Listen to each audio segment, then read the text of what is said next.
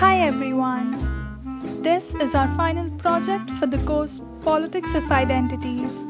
Our topic is the rise of startup culture in Israel. A startup is a temporary organization initiated and financed by individual founders or entrepreneurs to search for a repeatable and scalable business model. Startups are usually small and they offer a product or service that is not currently being offered elsewhere in the market, or that the founders believe is being offered in an inferior manner. Israel, a Middle Eastern country with a land area of just over 20,000 square kilometers and a population of just over 9 million people, gave birth to a strong, innovative and creative spirit. It has become a startup country that attracts investors from all over the world. According to statistics, Israel has over 6,000 startups and is the country that has the largest startups per capita in the world. It ranks third on the list of Nasdaq rankings, only after US and China, and many 2-bit companies are not even included in the data. Meanwhile, Israeli startups such as Mobileye, Healthy.io, Monday.com gained success and reputation all over the world.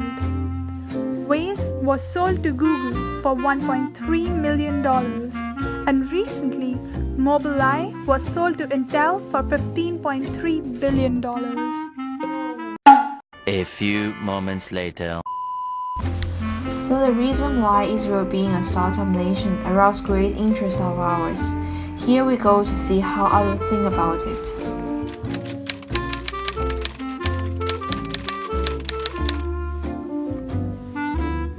Because we have a lot of startups. Because there are a lot of startups.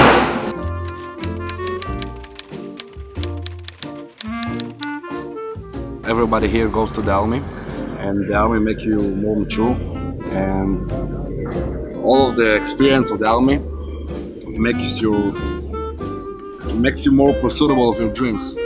And if you take a bunch of people in another country, like 10% of them gonna think to open a startup, and here we got like 70, 60, 50%. So you will have eventually more startups. The pressure, Israel has pressure that the rest of the world doesn't have. Like we're surrounded by many enemies, Yeah. and it gives rise to people to go after dreams, to develop stuff. Yeah, a lot of the development is in the military section.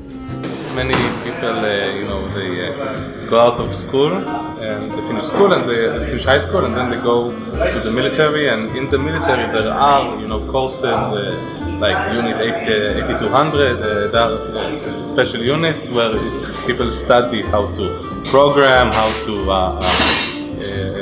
actually do, technology, how to invent technology and develop the technology. It's like a technical school, but for software or for hardware or for these kind of, those kind of things, and that helps. It gives the tools actually to find the workarounds in software, in hardware, in high tech, rather than in industry. It's called Startup Nation because we have the largest amount of startup nation, high tech startup nations per capita in the world. If you take out the USA. Per capita, of course, and if you take out the USA, the Silicon Valley from the USA, we have globally the largest number of startup technology. So that's why it's called the Startup Nation. Why? I don't know, because I think Israel is always like to, we are creative in creating workarounds. So the startup is always try to do something that's usually done some other way, do it better. Most startups, they don't reinvent the world, right? They don't invent TV all over again, but they do some small thing a lot better than before. And that's an Israeli kind of thought, to find the workarounds. I think it's because Israelis kind of have the courage to step up and take responsibility or take action or something. So if they come up with an idea, they don't put it in a drawer and say, okay, that's a good idea. They say, okay, great, that's a good idea. How can I get on that? How can I do something? They're not good at sitting back and letting other people do stuff. When they think they know better than other people, they will go and do it. The government also need this kind of startups because Israel is a small country. We don't have oil or any nature resource like other countries. So if you have a good mind and not a lot of resources, so you're gonna use it. You're gonna use it to make money. Innovate stuff. Yeah, this is what they have, and this is what you work with.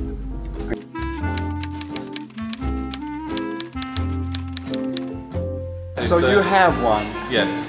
Wow, cool. What field? Maybe you can tell us. In the field of smart house, smart home, augmented reality. If I had an idea that I thought was good, I would probably look for some friends to help me with it and get on it. Yeah. We have ideas. Yes. We got one every 5 minutes. Yeah. Wow. Yeah, and we forget them every 7 minutes. Why is the high-tech industry so attractive here in Israel? I think there is a great cultural fit. I think high-tech stands for a lot of the things that people desire to achieve by the culture.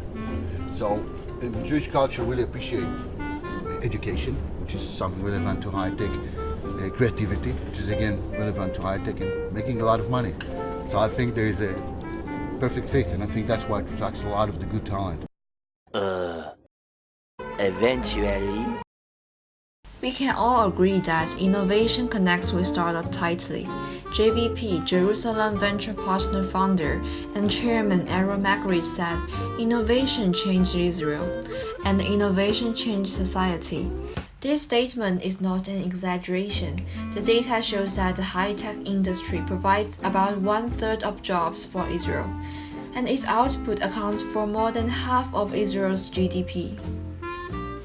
Innovation requires a spark of wisdom and also requires capital investment. In the process of innovation, venture capital funds play an important role. The Innovation Bureau has $500 million in financial funds each year. Special loans to startup companies. In the science and technology sector, the loan interest rate is almost zero. The government's financial support for starting ups does not value how much money is earned. A dollar of investment can often create an output value of $5 to $8 for the Israeli economy. In general, 30% to 50% of startups' R&D funding can come from the Innovation Bureau's loan, sometimes up to 85%. In Israel, even startup companies working at home can apply for financial support. If the project is successful, the government will recoup the loan. If it fails, the loan will not need to be returned, thus encouraging everyone to be brave to start a business. Another important thing is human resource. Everyone in Israel is an engineer. Israeli government have attached great importance to education. Ben-Gurion stressed that there is no future without education. Israel enacted the compulsory education law in 1949, stipulating that children between ages of 5 and 16 must receive free compulsory education. Since the mid-1970s, Israel's education expenditure have remained at around 8% of GDP, and in 2011 even exceeded 10%. At present, the proportion of people with a college education or above in the 25 to 60 years old population in Israel is 45%. By the way, in France and Japan is about 25%. And higher education focuses on cultivating innovation and entrepreneurship.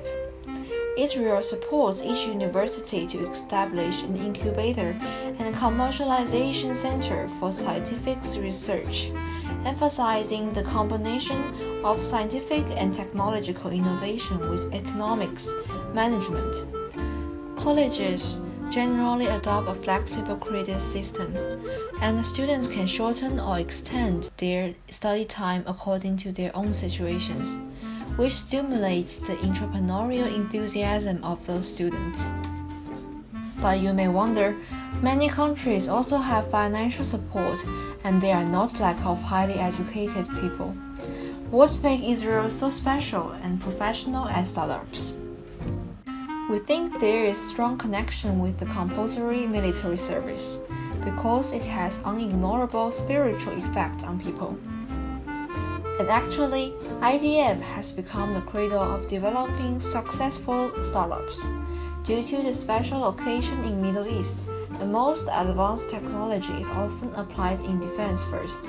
So the development of science and technology greatly depends on the National Defense Force. In response to the special needs for the national defense, Israel has a system of compulsory military service.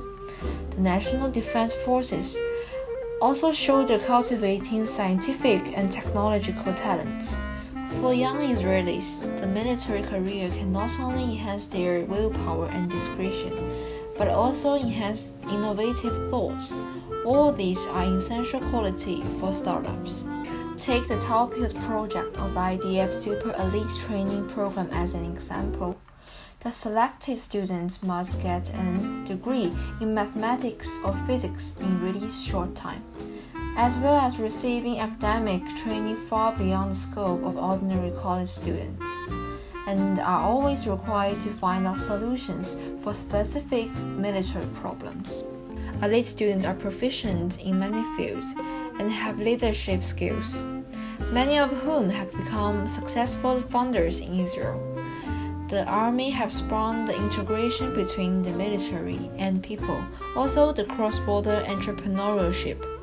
After retiring, the elite people enter the job market, which will popularize the use of military science and technology in normal society. Meanwhile, this technology may combine with knowledge in many other fields, thus stimulates the cross-border entrepreneurship, which is rare in other countries. The success of Israel's startup culture gives inspiration to the world. We can see the storm is also growing in its neighboring country, Palestine. The power of startup is trying to bridge the gap and break the long-lasting isolation between Palestine and Israel. For example, Tech2Peace project is initiated and operated by students and volunteers. The project organizes Palestinian and Israeli youth to learn 3D and computer graphic design, create web pages, develop mobile phone apps, and discuss solutions to end conflicts. Also, Israel is establishing long-time cooperation with many countries in the world. In China, there are more than 15 cities have Israeli-China Innovation Center or Incubator. Israeli companies that join the Innovation Center will receive access to unique grants and financial incentives from China. Also, other services needed to penetrate the Chinese market. And okay, that's all. Thank you for watching. Have a nice day.